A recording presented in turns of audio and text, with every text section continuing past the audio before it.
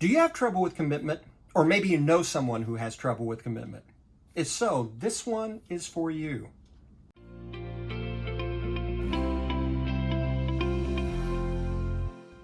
You can tell the people who have trouble with commitment. I mean, they come across as I'm all in, but really their actions show they have 1 foot in and 1 foot out.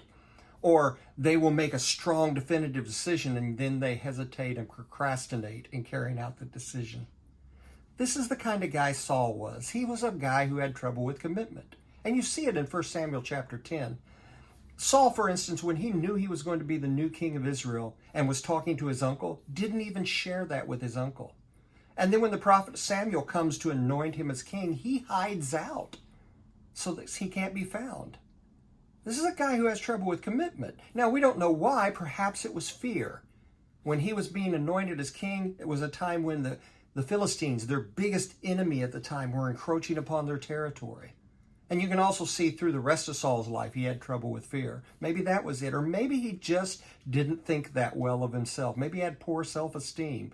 And maybe that's why he was so insecure around David.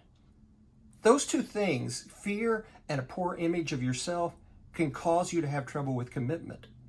But God has answered both of those. In the New Testament, he tells us, I have not given you a spirit of fear, but a spirit of power and love and self-control. And as far as the poor image of ourselves, well, God paid the highest price for you and me, his own son. He chose us. That should elevate our self-worth right there.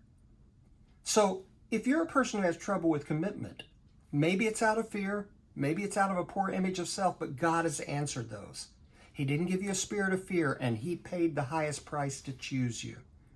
Stand firm in those this week when you're struggling with commitment. And I'll see you next week.